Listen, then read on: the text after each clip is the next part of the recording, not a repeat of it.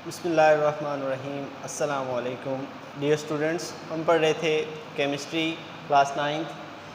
आज हम शुरू करने जा रहे हैं उसका चैप्टर नंबर 4 जो कि है केमिकल बॉन्डिंग। यहाँ पे इस चैप्टर के अंदर हम सीखेंगे कि केमिकल बॉन्ड्स कैसे बनते हैं और एटम्स बॉन्ड्स क्यों बनाते हैं, किस किस किस्म के बॉन्ड्स हमारे पास मुख्तलिफ़ मॉलिक्यूल्स में पाए जाते हैं, उन बॉन्ड्स का बनना, उनके स्ट्रक्चर्स यहाँ पे हम इस चैप्टर में सीखेंगे केमिकल बॉन्डिंग के अंदर। तो यहाँ पे आज जो हमारा टॉपिक है वो है why do atoms form chemical bonds. अब ये सवाल जो है कि एटम केमिकल बॉन्ड क्यों बनाते हैं, इसका आज हमने जवाब ढूंढने की कोशिश करनी है कि हम कोशिश करेंगे चीज़ों को एक्सप्लेन करने की कि किस तरह कोई एटम दूसरे एटम के साथ बॉन्ड बनाता है और क्या वजह है कि वो बॉन्ड बनाता है। तो सबसे पहले बात हमारी होती है कि एटम्स क्यों बॉन्ड बनाते हैं। हमारे पास होता है जी, पहला वर्ड होता है हमारा स्टेबिलिटी। स्टेबिलिटी होता है जी हमारे पास इस्तेहकाम। ये जो वर्ड है स्टेबिलिटी, यही एक्सप्लेन करता है किसी भी केमिकल बॉन्ड के बनने को, कि हमारे पास वो स्टेबिलिटी हासिल करने के लिए, बॉन्ड स्टेबल होने के लिए, मुस्तहकम होने के लिए, ठीक है, मुस्तहकम लफ्ज़ इसके लिए इस्तेमाल किया जाता है, मुस्तहकम होने के लिए हमारे पास बॉन्ड्स बन रहे होते हैं। दुनिया जहान की कोई चीज़ भी है हमारे पास, वो स्टेबिलिटी चाहती है, वो चाहती है कि वो स्टेबल रहे, ठीक है, अनरिएक्टिव रहे, कोई चीज़ उसे पकड़ने वाली ना हो। स्टेबिलिटी हर चीज़ चाहती है। तो इस तरह एटम्स को भी स्टेबिलिटी चाहिए, वो स्टेबल होना चाहते हैं, इसीलिए वो बॉन्ड बनाते हैं। डिफरेंट काइंड्स ऑफ बॉन्ड्स हमने यहाँ पे सीखने हैं। तो स्टेबिलिटी के लिए वो क्या करते हैं जी, वो अपने आखिरी शेल्स में इलेक्ट्रॉन्स की एक ख़ास तादाद को कंप्लीट करते हैं। वो एटम जिनका सिर्फ एक ही शेल होता है, जैसे हमारे पास एग्जांपल्स हैं इसकी, हाइड्रोजन और हीलियम। अगर हम देखें, जब हमने इलेक्ट्रॉनिक कन्फिग्रेशन पढ़ी थी, हमने वहाँ पढ़ा था कि पहला जो शेल है उसका सब शेल एक ही होता है, एस सब शेल होता है, और उसमें जो इलेक्ट्रॉन्स हैं वो हमेशा दो होते हैं। ये वाला जो था हमारे पास, ये था शेल और ये था सब शेल, और ये हमारे पास नंबर ऑफ इलेक्ट्रॉन्स।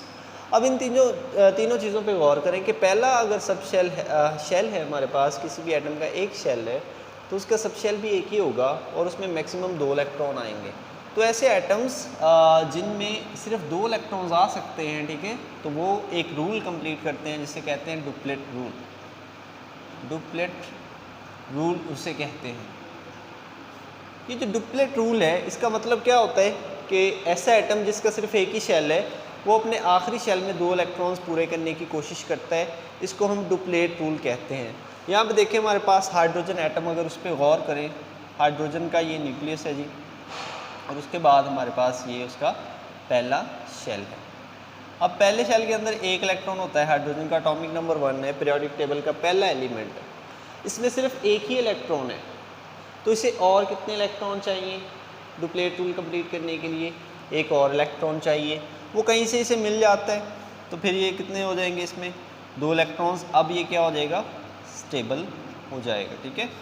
तो इस तरह ये हाइड्रोजन एक और हाइड्रोजन के साथ बॉन्ड बनाता है, ठीक है, और इस तरह ये H2 हमारे पास गैस बन जाती है। इस H2 गैस में जो स्टेबिलिटी है वो हाइड्रोजन इख्तियार कर लेती है, और एक हाइड्रोजन और दूसरा हाइड्रोजन आपस में मिलकर इलेक्ट्रॉन्स शेयर करके रह रहे होते हैं। और अगर हीलियम पे गौर करें, हीलियम जो है हमारे पास वो कुछ इस तरह होती है कि ये हीलियम का न्यूक्लियस है, उसके बाद उसका पहला शेल होता है और उसमें 2 इलेक्ट्रॉन ऑलरेडी मौजूद होते हैं। तो हीलियम जो है वो हमारे पास एक नोबल गैस होती है। ये आप 9th पहले पढ़ चुके हैं कि नोबल गैस 18th जो है ग्रुप हमारे पास, उसको नोबल गैसेस कहते हैं। तो ये नोबल गैस है हमारे पास, इसके पहले शेल में 2 इलेक्ट्रॉन कंप्लीट है। तो यहाँ पे गौर करें कि वो एटम्स जिनका सिर्फ एक ही शेल होता है हमारे पास, वो अपने शेल के अंदर 2 इलेक्ट्रॉन्स पूरे करते हैं। इस 2 इलेक्ट्रॉन्स के पूरे करने की वजह क्या है? स्टेबिलिटी है। और उसके बाद ये 2 इलेक्ट्रॉन्स पूरे करना, ये क्या कहलाता है, ये हमारे पास कहलाता है डुप्लेट रूल। तो ये डुप्लेट रूल कंप्लीट करेंगे जी। उसके अलावा भी हमारे पास डिफरेंट एलिमेंट्स होते हैं जो अपने आखिरी शेल्स में इलेक्ट्रॉन्स पूरे करने की कोशिश करते हैं। अब देखें यहाँ पे ये तो हमारे डुप्लेट रूल वाले थे। उसके बाद बात आ जाती है हमारी ऑक्टेट रूल की कि ऑक्टेट रूल क्या है। अब ये तो उन एटम्स की हमने बात की है जिनके आखिरी शेल में सिर्फ एक इलेक्ट्रॉन था, लेकिन अगर किसी एटम के आखिरी शेल में एक जो है 2 से ज़्यादा इलेक्ट्रॉन्स हों, ठीक है, तो तब वहाँ पे क्या क्या काम होते हैं वो यहाँ पे हम सीखेंगे। ऑक्टेट रूल क्या होता है जी?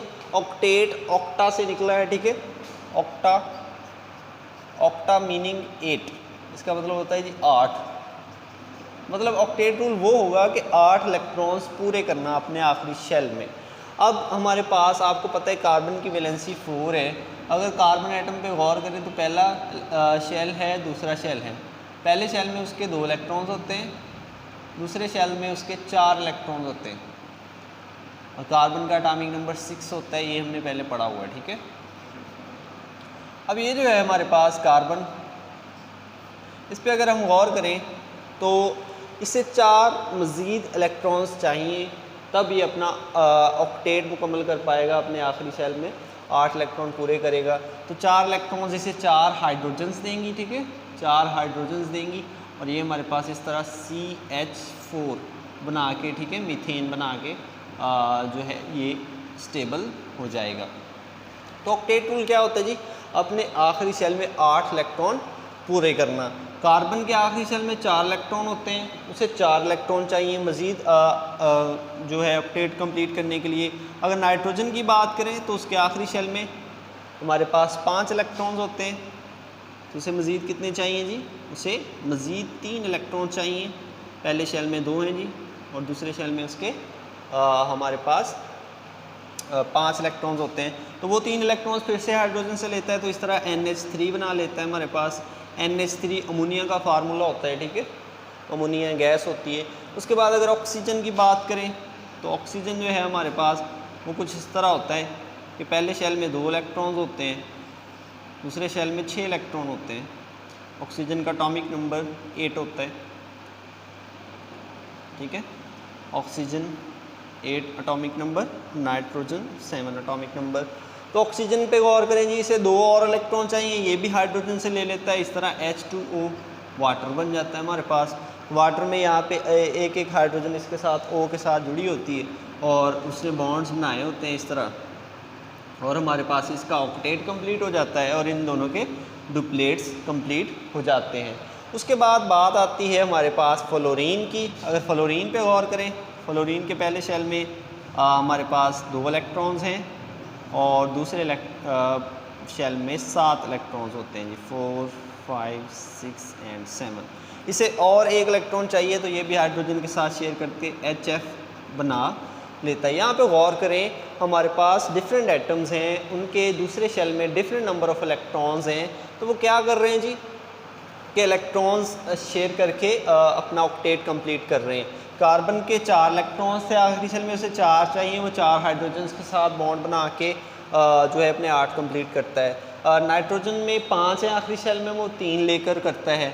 उसके बाद ऑक्सीजन में 6 हैं आखिरी शेल में, वो 2 लेता है, और फ्लोरीन में 7 हैं तो वो 1 लेता है। अब ये बात जो है कि वो इलेक्ट्रॉन हमेशा लेता है या देता है या शेयर करता है, इसके बारे में हम देखेंगे। यहाँ पे हमारे पास 3 डिफरेंट रूल्स होते हैं कि इलेक्ट्रॉन कोई एटम लेता है तो क्यों लेता है, और कोई एटम देता है तो वो क्यों देता है। यहाँ पे हमारे पास 3 रूल्स हैं जी, उन 3 रूल्स को हम समझने की कोशिश करेंगे।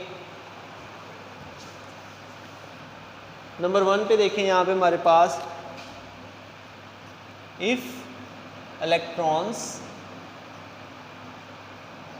आर 5 और मोर, जब किसी एटम के आखिरी शेल में 5 या 5 से ज़्यादा इलेक्ट्रॉन्स हों तो वो क्या करता है, इट गेन्स इलेक्ट्रॉन्स, ठीक है, तो वो इलेक्ट्रॉन्स हासिल करता है, ना कि देता है, ठीक है, हासिल करता है। जैसे मैंने यहाँ पे नाइट्रोजन की मिसाल दी थी नाइट्रोजन का न्यूक्लियस है हमारे पास, उसके बाद उसका पहला शेल है, पहले शेल में 2 इलेक्ट्रॉन्स हैं, दूसरे शेल में हमारे पास यहाँ पे 5 इलेक्ट्रॉन्स हैं। जो हमने अभी रूल लिखा है इसके मुताबिक यहाँ पे 5 इलेक्ट्रॉन्स हैं। अगर किसी में 5 इलेक्ट्रॉन हो तो वो गेन करता है, ठीक है, गेन करता है, ये शेयर करता है, देता नहीं है, ठीक है। तो ये गेन करेगा इलेक्ट्रॉन्स, हाइड्रोजन से गेन करेगा, तो इस तरह ये हमारे पास NH3 बनेगा, ठीक है। 3 हाइड्रोजन एटम्स आएंगे, इसके साथ बॉन्ड बनाएंगे, 3 हाइड्रोजन के इलेक्ट्रॉन्स होंगे, 5 नाइट्रोजन के होंगे, तो 3 और 5 8 टोटल हमारे पास इलेक्ट्रॉन्स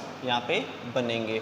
उसके बाद हम और मिसाल जैसे मैंने ऑक्सीजन की यहाँ पे दी थी कि अगर ऑक्सीजन की बात करें, पहले शेल में 2 इलेक्ट्रॉन्स हैं और दूसरे शेल में हमारे पास 6 इलेक्ट्रॉन्स हैं, 4 5 एंड 6, तो इसे 2 इलेक्ट्रॉन्स मज़ीद चाहिए, तो ये भी 2 गेन करता है। उसके बाद दूसरा रूल आता है ये हमारे पास, इफ़ इलेक्ट्रॉन्स, अगर इलेक्ट्रॉन आर लेस देन 4, वो 4 से कम है, 4 से कम है किसी भी एटम में आखिरी शेल में इलेक्ट्रॉन्स, तो वो क्या करता है जी, इट लूजेज इलेक्ट्रॉन्स। तो ज़्यादातर वो क्या कर रहा होता है, लूज़ करता है अपने इलेक्ट्रॉन्स। जैसे हमारे पास यहाँ पे सोडियम होता है, अगर सोडियम की बात करें, एटॉमिक नंबर हमने डिटेल से पढ़ा है तो एटॉमिक नंबर आपको याद होने चाहिए। सोडियम का एटॉमिक नंबर होता है 11। 11 का मतलब क्या होगा जी, कि उसके पहले शेल में होंगे 2 इलेक्ट्रॉन्स, दूसरे शेल में हमने पढ़ा था कि 8 आते होते हैं, 8 से ज़्यादा इलेक्ट्रॉन्स वहाँ पे मौजूद नहीं हो सकते, 4 5 6 7 एंड 8, 8 इलेक्ट्रॉन दूसरे में, और हमारे पास फिर तीसरा शेल स्टार्ट हो जाएगा जी। तो तीसरे शेल में यहाँ पे कितने इलेक्ट्रॉन होंगे, 1 इलेक्ट्रॉन। अब यहाँ पे देखें तीसरे शेल में सिर्फ 1 इलेक्ट्रॉन है, ये 7 इलेक्ट्रॉन गेन नहीं करेगा ऑक्टेट कंप्लीट करने के लिए, ये अपना 1 इलेक्ट्रॉन लूज़ करेगा। तो 7 गेन करना बहुत ज़्यादा मुश्किल होता है, 1 लूज़ करना ईजी है, तो ये 1 अपना इलेक्ट्रॉन लूज़ कर देता होता है और इस तरह ये सोडियम आयन बन जाता होता है, ठीक है। मतलब जो भी एटम है अगर उसके आखिरी शेल में 4 से कम इलेक्ट्रॉन है तो वो हमेशा रिलीज़ करने की कोशिश करता है, रिलीज़ करके उसका जो बाकी बचते हैं वो 8 इलेक्ट्रॉन ही होते हैं।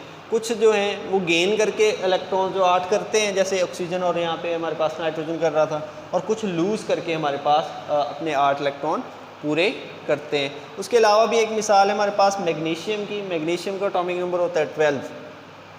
मैग्नीशियम हमारे पास होता है जी, उसका एटॉमिक नंबर है 12। अगर उस पर गौर करें, न्यूक्लियस, पहला शेल, दूसरा शेल और तीसरा शेल, ठीक है। अब उसका अगर पहले शेल में देखें 2 इलेक्ट्रॉन्स होते हैं, दूसरे शेल में हमारे पास 8 इलेक्ट्रॉन्स होते हैं, 5 6 7 एंड 8, और तीसरे शेल में हमारे पास 2 इलेक्ट्रॉन्स होते हैं। अब ये जो 2 इलेक्ट्रॉन्स हैं ये भी मैग्नीशियम खारिज करने की रुझान ज़्यादा रखता है। खारिज करने के बाद ये मैग्नीशियम कैटायन बनाकर जो है वहाँ पे मौजूद होता है और इस तरह ये स्टेबल होने की कोशिश करता है। तो यहाँ पे जो हमने सीखा है जी कि एटम बॉन्ड बना रहे हैं, इलेक्ट्रॉन दे रहे हैं, ले रहे हैं, शेयर कर रहे हैं, ठीक है। उसके बाद डुप्लेट रूल देखा है हमने कि 2 इलेक्ट्रॉन्स अपने आखिरी शेल में पूरे करेगा और ऑक्टेट रूल के 8 पूरे करेगा। ऑक्टेट रूल 2 तरह कंप्लीट कर सकता है, एक तो वो इलेक्ट्रॉन दे के या फिर 1 इलेक्ट्रॉन ले के। अगर इलेक्ट्रॉन लेता है, कब लेता है, जब 5 होंगे या 5 से ज़्यादा होंगे तब वो लेने का रुझान रखता है। जैसे नाइट्रोजन है, ऑक्सीजन है हमारे पास, वो इलेक्ट्रॉन्स लेने का रुझान रखते हैं। एक में 5 होते हैं वो 3 ले लेता है, एक में 6 होते हैं वो 2 ले लेता है। फ्लोरीन अगर लिखेंगे उसमें 7 होते हैं आखिरी शेल में, तो 1 लेके अपना 8 इलेक्ट्रॉन का कोटा जो है वो कंप्लीट करता है। और नीचे जो हमने देखा है वो ये है कि अगर 4 से कम इलेक्ट्रॉन्स हों तो वो हमारे पास लूज़ करने की कोशिश करता है, वो दे देता है, ठीक है। उसके लिए लेना जो है मुश्किल होता है, वो इलेक्ट्रॉन ज़्यादातर दे रहा होता है। उसके बाद लास्ट रूल है हमारा थर्ड, वो क्या है कि इफ़ एटम हैज़ 4 इलेक्ट्रॉन्स, पूरे 4 इलेक्ट्रॉन हो उसमें, तो वो क्या करता है, इट शेयर्स, तो वो ज़्यादातर शेयर ही कर रहा होता है, शेयर्स इलेक्ट्रॉन्स। अब इलेक्ट्रॉन्स की शेयरिंग करता है। जैसे हमारे पास आखिरी शेल में 4 इलेक्ट्रॉन्स किसके होते हैं, मशहूर ज़माना हमारा कार्बन। कार्बन के पहले शेल में 2 इलेक्ट्रॉन्स और दूसरे शेल में 4 इलेक्ट्रॉन्स होते हैं। तो ये ज़्यादातर अपने इलेक्ट्रॉन्स शेयर करता है। जब हमने डॉट एंड क्रॉस फार्मूला पढ़ा था, इस तरह हमने लिखा था, ये हमारे पास कार्बन के 4 इलेक्ट्रॉन्स थे, इस तरह फिर हाइड्रोजन के 4 इलेक्ट्रॉन्स को हमने क्रॉस से ज़ाहिर किया था, ये वाले। तो ये हमारे पास CH4 का डॉट क्रॉस फार्मूला था। तो ये जो है यहाँ पे इलेक्ट्रॉन्स की शेयरिंग हुई हुई है, मतलब जो कार्बन है और हाइड्रोजन है उन दोनों ने आपस में इलेक्ट्रॉन्स को शेयर किया हुआ है। तो ये तीसरा रूल था जी कि अगर 4 इलेक्ट्रॉन होंगे तो वो शेयर करेगा। तो यहाँ पे जो हमने सीखा है कि एटम्स बॉन्ड्स क्यों बनाते हैं, एटम्स बॉन्ड सिर्फ और सिर्फ स्टेबिलिटी हासिल करने के लिए बनाते हैं। कुछ एटम्स अपने आखिरी शेल में सिर्फ 2 इलेक्ट्रॉन्स पूरे करते हैं, जैसे कि हमारे पास हाइड्रोजन और हीलियम थी, और उस 2 इलेक्ट्रॉन्स पूरे करने को जो हम डुप्लेट रूल कहते हैं। और कुछ एटम हमारे पास 8 इलेक्ट्रॉन्स पूरे करते हैं, तो उन 8 के पूरे करने को हम ऑक्टेट रूल कहते हैं। जैसे कार्बन है हमारे पास 8 को पूरा करता है। उसके बाद ये 3 तरह हो सकता है कि इलेक्ट्रॉन्स को ये एटम गेन करे।